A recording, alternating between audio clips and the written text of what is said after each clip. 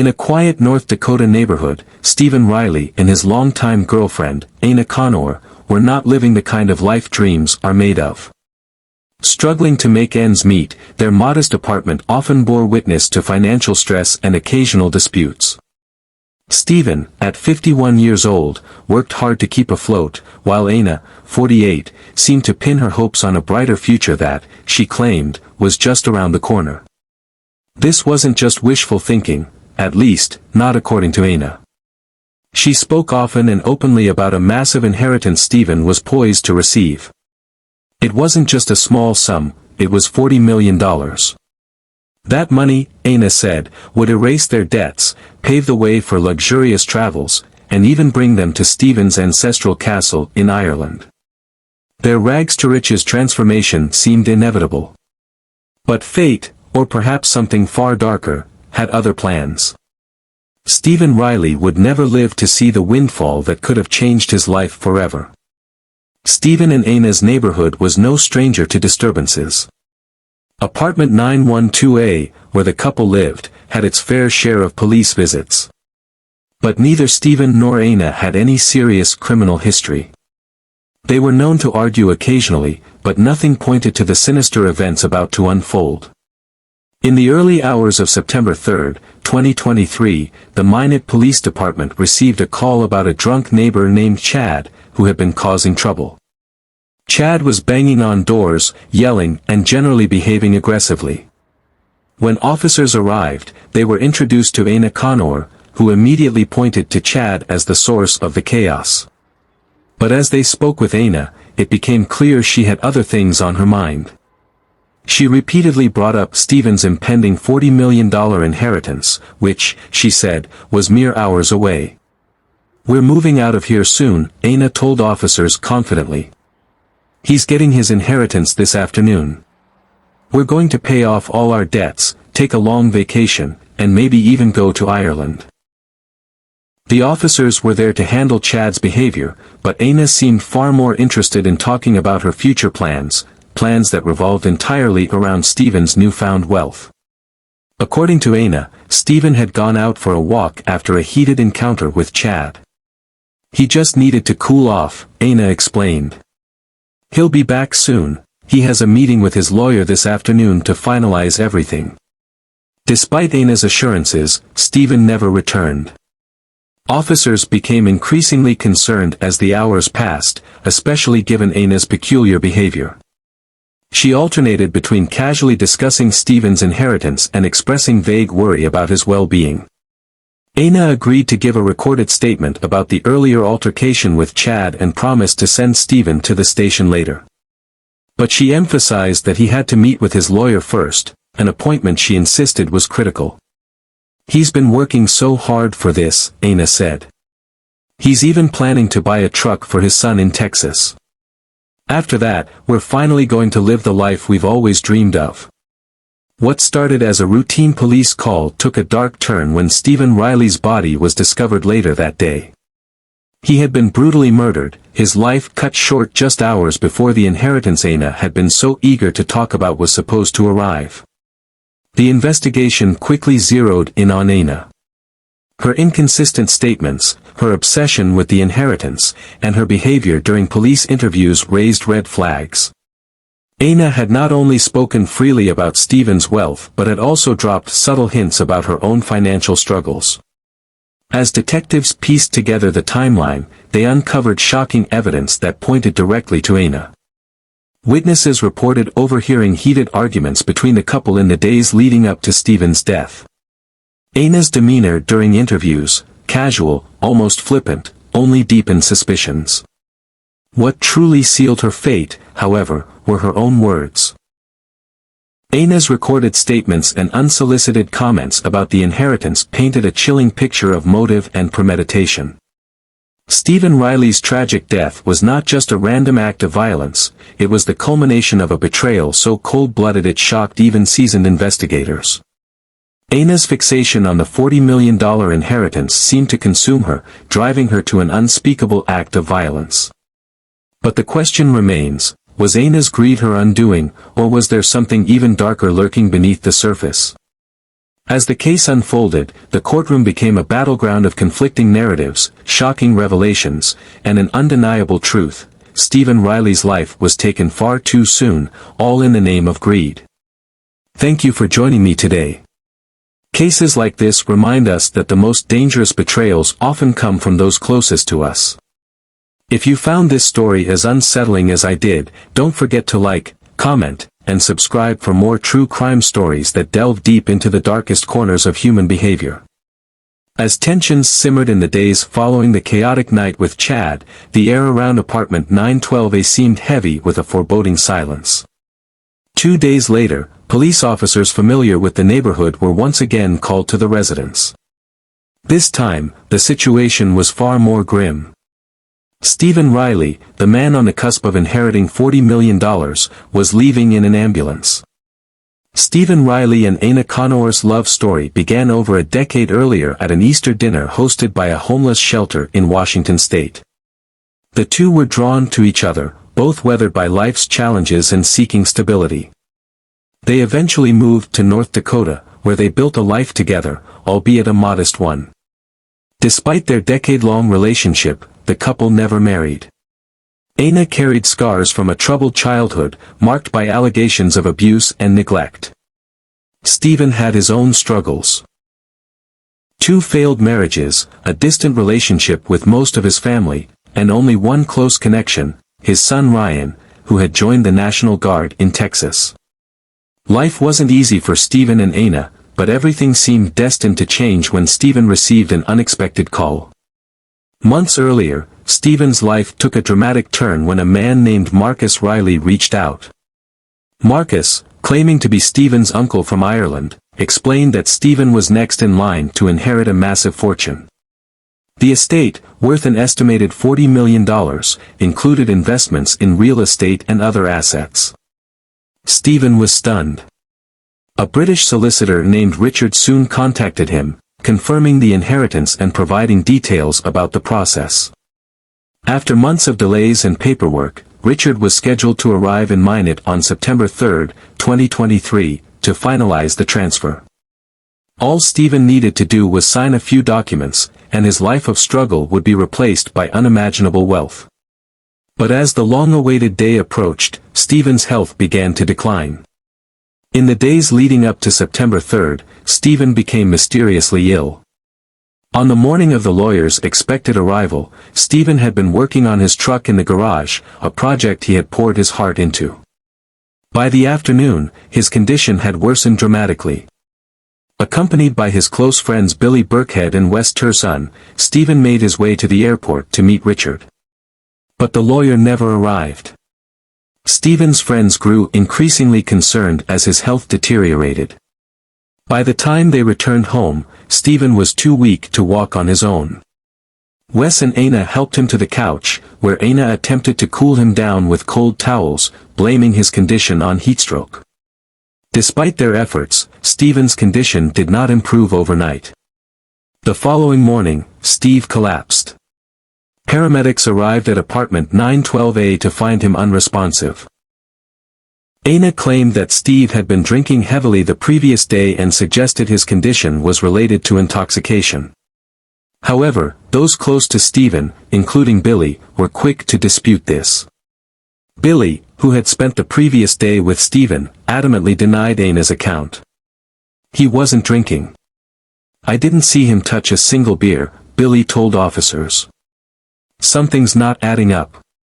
Billy's unease grew when he learned of Stephen's sudden death at the hospital just hours later.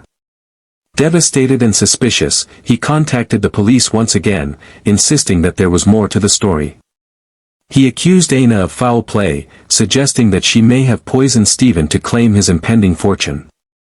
She's already talking about selling his truck, Billy said, his voice trembling with anger.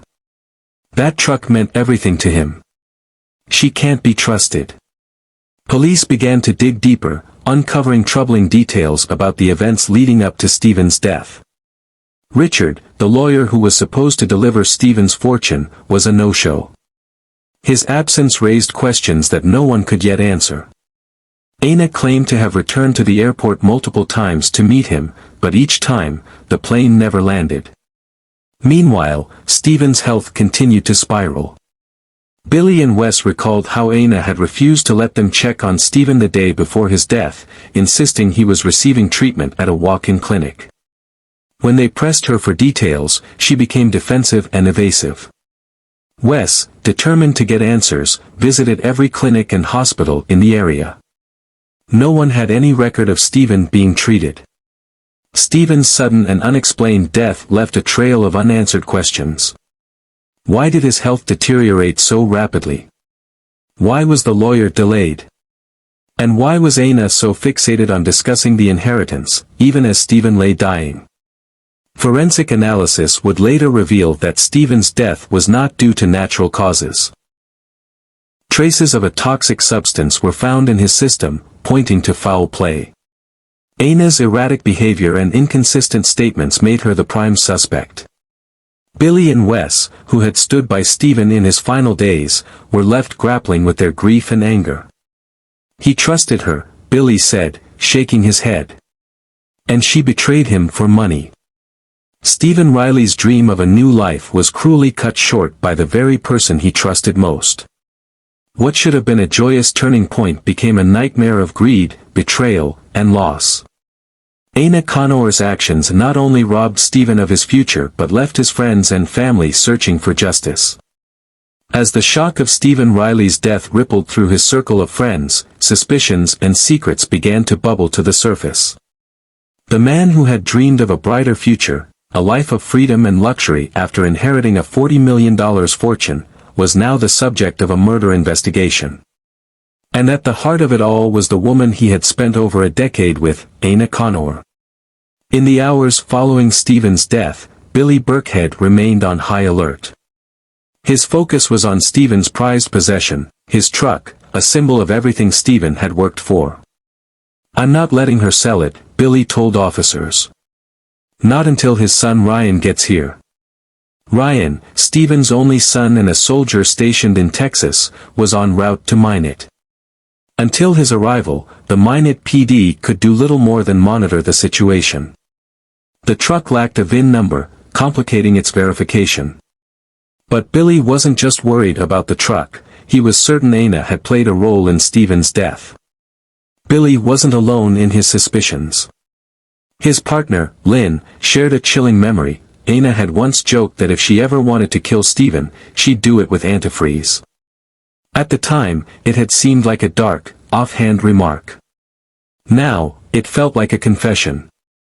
As investigators began piecing together the events surrounding Stephen's death, Anna's behavior raised red flags.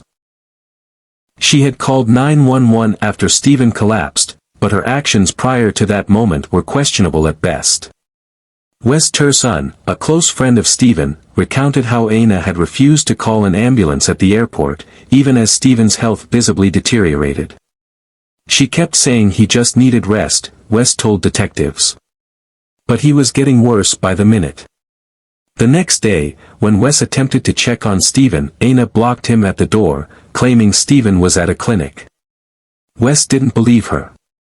His suspicion was confirmed when he visited every clinic and hospital in the area, only to find no record of Stephen being treated. The investigation took a grim turn when doctors revealed Stephen's cause of death, poisoning. Tests showed that he had ingested a fatal amount of antifreeze, a common household item that could be easily concealed in a drink.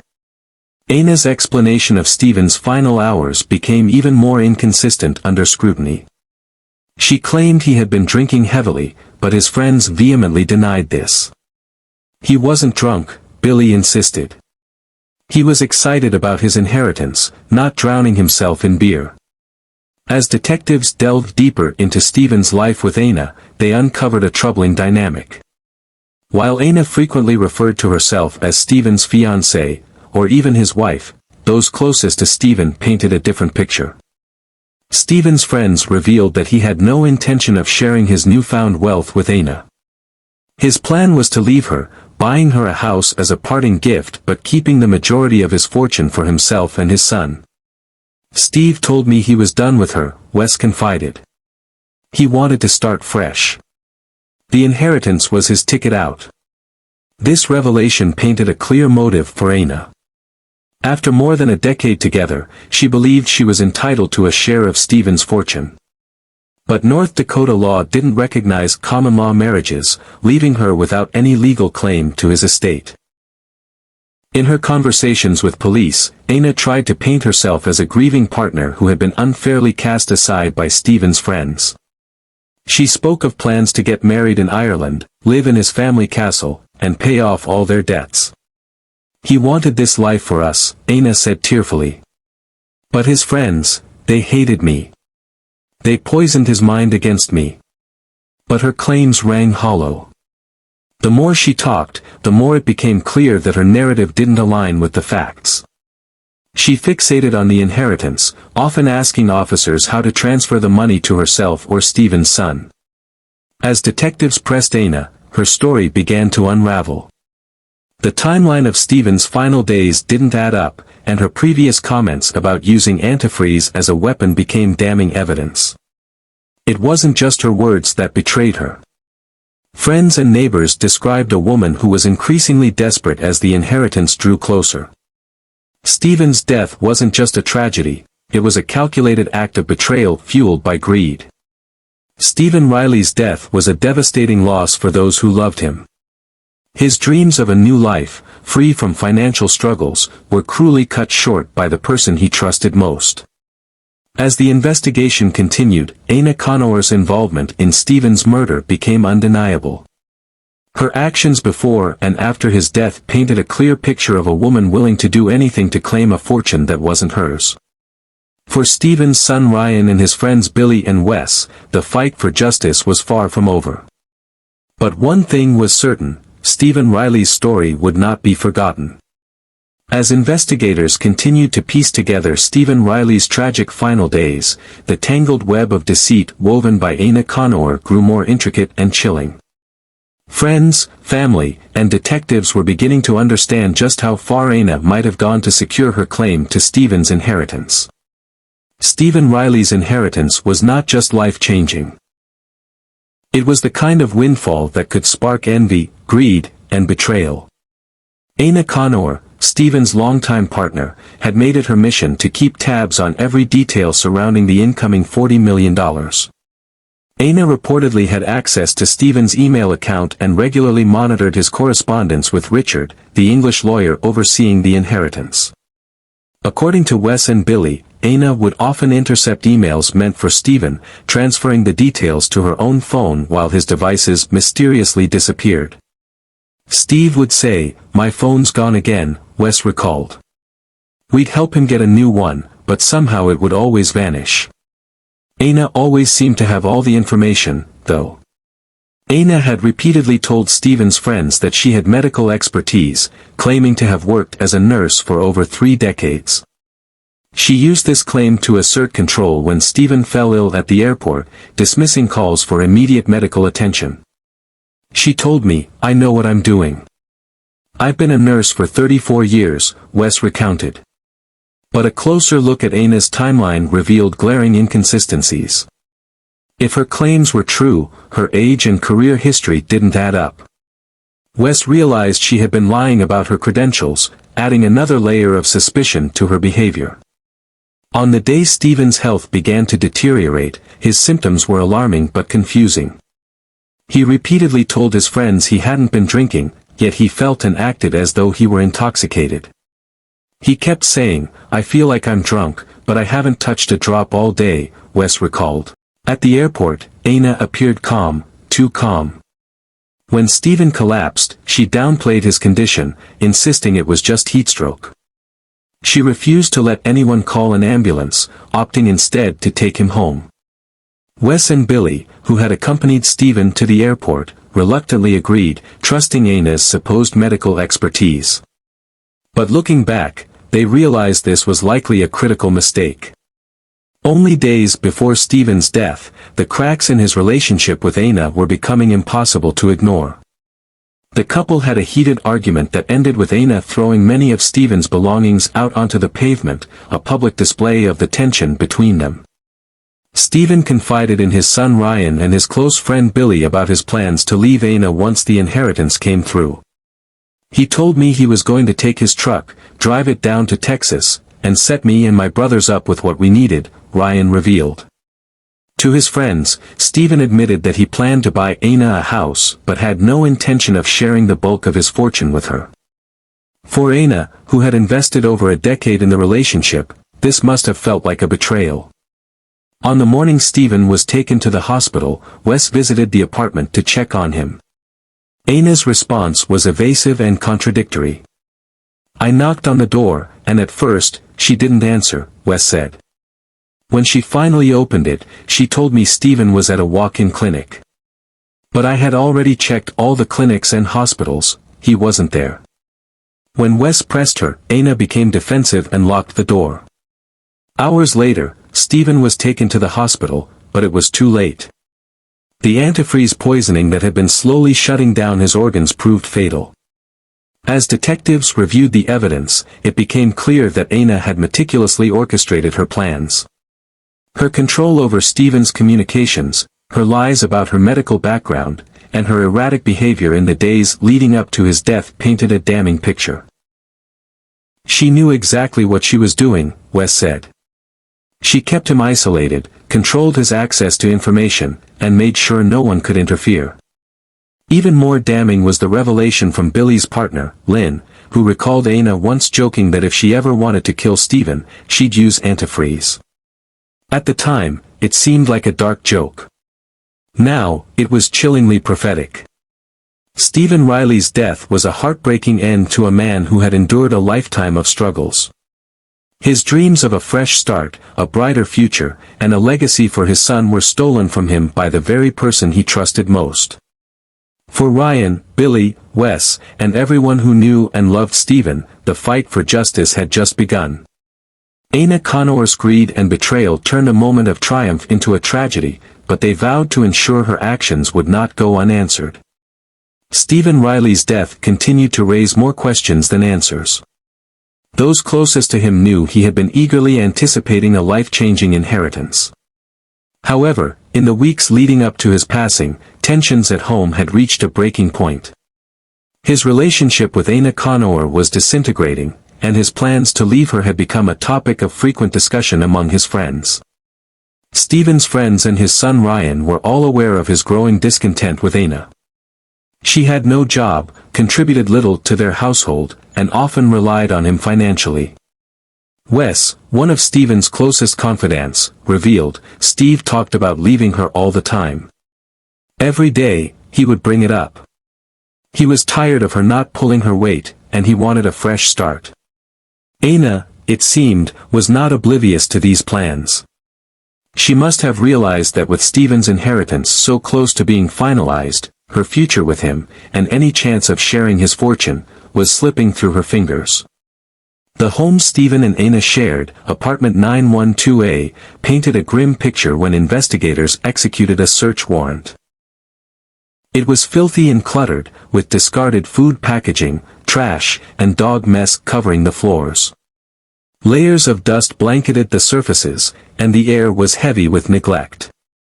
But amidst the chaos, investigators found what they had been looking for, a bright green liquid at the bottom of a window cleaner bottle in the garage. This liquid, unmistakably antifreeze, matched the same fluid found in a Coors Light bottle on the workbench and a mug nearby. Antifreeze, which contains ethylene glycol, is odorless when mixed with other liquids and has a deceptively sweet taste. This makes it dangerously easy to disguise in drinks like cola or sweet tea, Stephen's favorite. What puzzled investigators was the casual placement of these items, as though Stephen had been consuming the antifreeze openly, which seemed highly unlikely. Aina sat down with detectives for an interview, free from arrest but under heavy suspicion. Investigators listened carefully as she tried to explain her version of events. Aina claimed she had been preoccupied with handling Stephen's inheritance but had faced significant roadblocks, particularly when the lawyer, Richard, seemingly vanished into thin air. "The lawyer wouldn't contact me back," Aina said. "I tried reaching out, but the email address disappeared. It just stopped existing." Aina elaborated on how Stephen was supposed to receive the funds, the lawyer needed him to set up a bank account, in his name only. I even helped him get his birth certificate and social security card for it. But Anna's next statement stunned investigators. She suggested that Stephen had poisoned himself out of despair, convinced that the inheritance was a scam. He probably realized it was all a joke, Anna speculated. Maybe he drank the antifreeze on purpose when he figured out the money wasn't real. Anna's story didn't sit well with detectives or Stephen's friends. The idea that Stephen would intentionally consume antifreeze, especially when he was so close to receiving his inheritance, seemed implausible. Billy, Stephen's longtime friend, was adamant. There's no way Steve would do that. He was so excited about starting a new life. He had plans, big plans, for his son Ryan and himself. He wanted to leave Anna, not leave this world. The evidence found in the garage also contradicted Anna's theory. The antifreeze wasn't hidden or discreetly mixed into a drink. Instead, it was left out in plain sight, almost as if someone wanted investigators to believe Stephen had consumed it willingly. As detectives probed deeper, Anna's behavior became more erratic. She made frequent calls to the police, ostensibly to discuss Stephen's estate but often to voice her own concerns. He wanted me to have this, Anna insisted. We were going to pay off our debts, get married, and live in Ireland. That's what he wanted. But his so-called friends were always trying to get in the way. They were jealous of what we had. Stephen's friends had a very different perspective. They believed Anna had grown desperate as Stephen prepared to leave her. She knew her time was running out, Billy said. Steve wasn't going to share that money with her. She probably thought she didn't have a choice. As the case developed, investigators began piecing together a timeline that painted Anna as the prime suspect. Her access to Stephen's email, her control over his communications, and her dismissive attitude toward his medical needs on the day he fell ill all pointed to a calculated plan. Wes and Billy recounted how Anna had prevented anyone from calling an ambulance when Stephen first collapsed. She kept saying it wasn't necessary, Wes remembered. By the time he got to the hospital, it was too late. Stephen Riley's death was a devastating blow to those who loved him. He was on the cusp of a new beginning, only for his life to be cut short by betrayal. While Anna continued to maintain her innocence, the evidence against her grew stronger by the day.